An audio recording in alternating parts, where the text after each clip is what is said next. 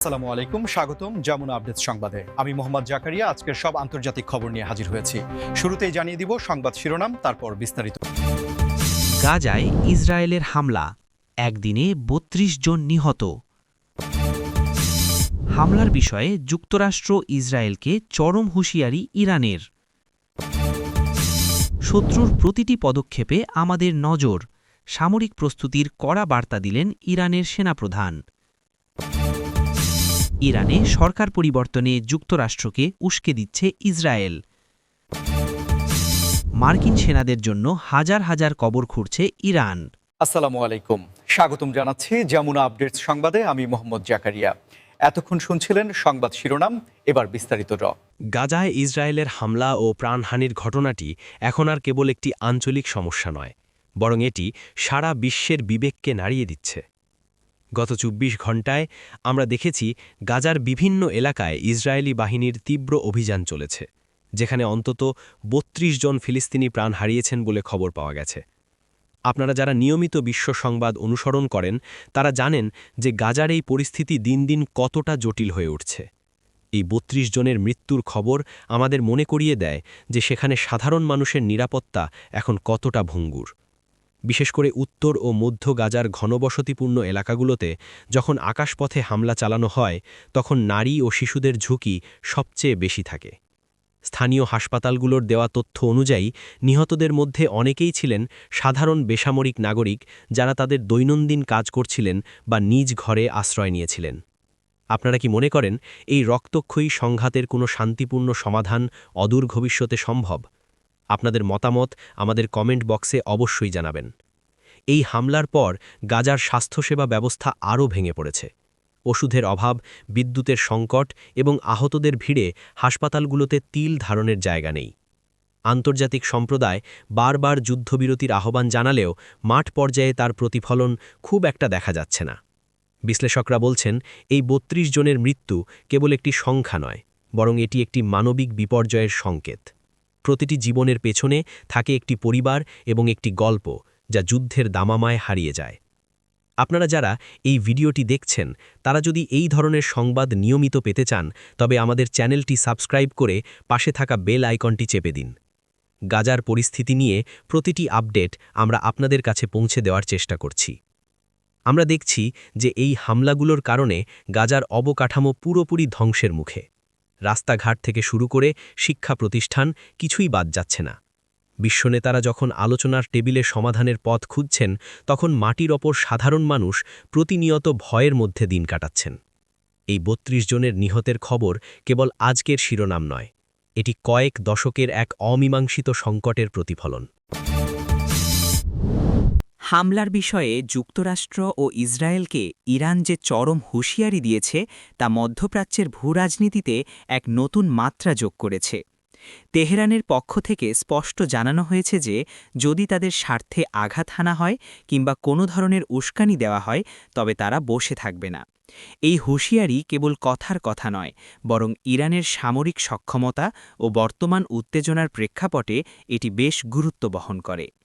আপনারা হয়তো লক্ষ্য করেছেন যে সাম্প্রতিক সময়ে সিরিয়া বা লেবানন সীমান্তে যেসব ঘটনা ঘটছে তার পেছনে ইরান ও ইসরায়েলের ছায়া যুদ্ধ কাজ করছে। ইরান এবার সরাসরি যুক্তরাষ্ট্রকেও হুঁশিয়ারি দিয়েছে, কারণ তারা মনে করে ইসরায়েলের প্রতিটি পদক্ষেপের পেছনে ওয়াশিংটনের সবুজ সংকেত থাকে। আপনাদের কি মনে হয়, ইরান কি সত্যি সরাসরি কোনো সংঘাতে জড়াবে, নাকি এটি কেবলই একটি কূটনৈতিক চাপ? এই বিষয়টি নিয়ে আন্তর্জাতিক মহলে ব্যাপক বিতর্ক চলছে। অনেকে মনে করছেন সরাসরি যুদ্ধ শুরু হলে তা কেবল মধ্যপ্রাচ্যে সীমাবদ্ধ থাকবে না, বরং বিশ্ব অর্থনীতি এবং জ্বালানি বাজারে বিশাল অস্থিরতা তৈরি করবে। ইরান বারবার বলছে যে তারা যুদ্ধ চায় না, কিন্তু আত্মরক্ষার প্রয়োজনে তারা যে কোনো সীমা পর্যন্ত যেতে প্রস্তুত। এই বার্তার মাধ্যমে তারা মূলত যুক্তরাষ্ট্রকে সতর্ক করছে, যাতে তারা ইসরায়েলকে নিয়ন্ত্রণে রাখে। আপনারা যারা আমাদের চ্যানেলের সাথে আছেন তারা জানেন আমরা সবসময় নিরপেক্ষ বিশ্লেষণ দেওয়ার চেষ্টা করি। ইরানের এই কড়া অবস্থানের পর পেন্টাগন থেকেও বিভিন্ন বিবৃতি আসছে। তারা অঞ্চলে তাদের শক্তি বৃদ্ধি করছে এবং মিত্রদের নিরাপত্তার নিশ্চয়তা দিচ্ছে। এই টানাপোড়েন আসলে বিশ্বকে এক অনিশ্চিত ভবিষ্যতের দিকে ঠেলে দিচ্ছে। আপনার মূল্যবান মতামত আমাদের সাথে শেয়ার করুন এবং এই উত্তেজনাকর পরিস্থিতি নিয়ে আপনার ভাবনা আমাদের জানান। যদি আপনি আন্তর্জাতিক রাজনীতির এই গভীর বিশ্লেষণ পছন্দ করেন, তবে ভিডিওটি আপনার বন্ধুদের সাথে শেয়ার করতে ভুলবেন না। আমরা প্রতিনিয়ত এই পরিস্থিতি পর্যবেক্ষণ করছি এবং কোনো নতুন তথ্য আসা মাত্রই আপনাদের জানাব।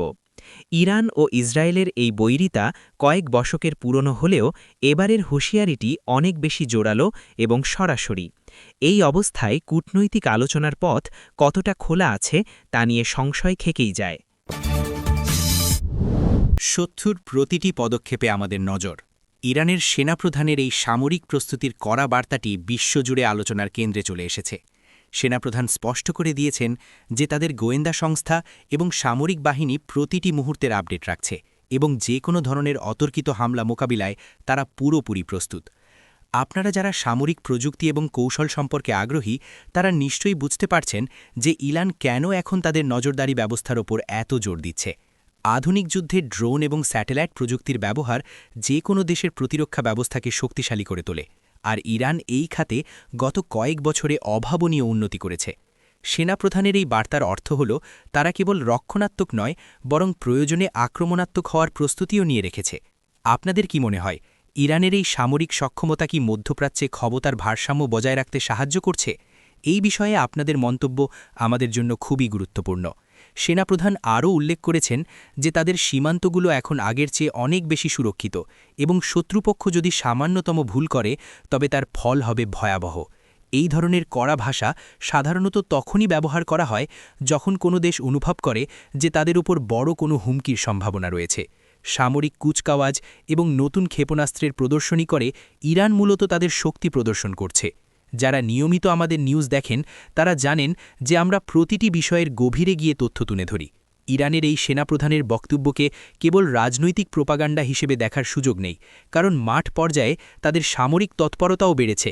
তারা ড্রোন মহড়া দিচ্ছে এবং দূরপাল্লার মিসাইল সিস্টেমের পরীক্ষা চালাচ্ছে।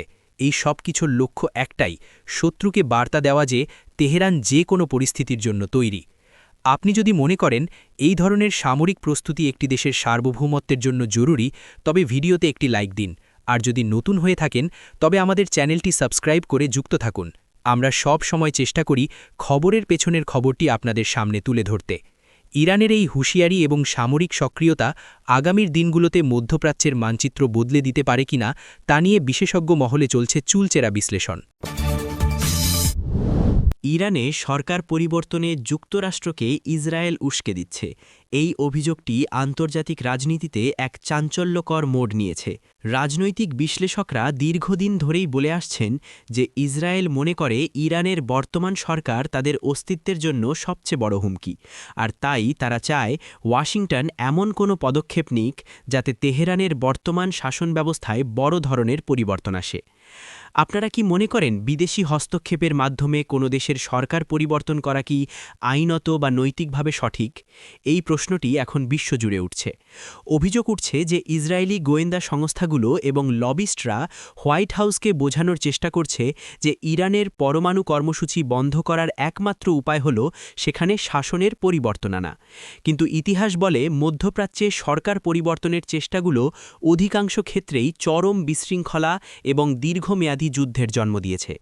আপনারা যারা এই ভিডিওটি দেখছেন তারা হয়তো ইরাক বা লিবিয়ার কথা ভাবছেন। সেখানেও একই ধরনের কৌশল ব্যবহার করা হয়েছিল, যার ফল এখন সবার জানা।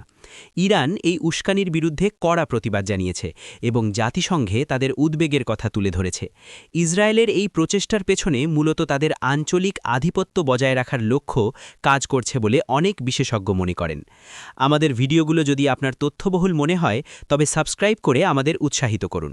আমরা চাই আপনারা প্রতিটি সংবাদের পেছনের সত্যটুকু জানুন।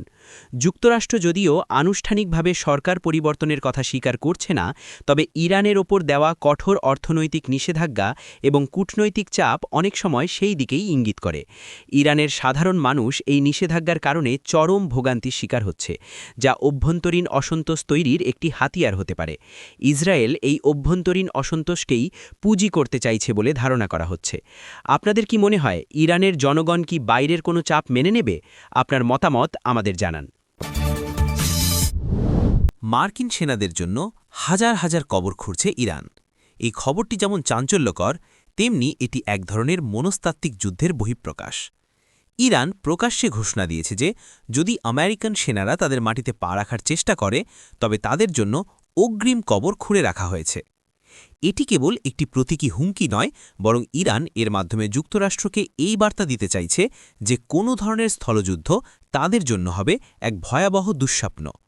আপনারা কি মনে করেন এই ধরনের কড়া বার্তা কি যুক্তরাষ্ট্রকে যুদ্ধ থেকে দূরে রাখতে সক্ষম হবে?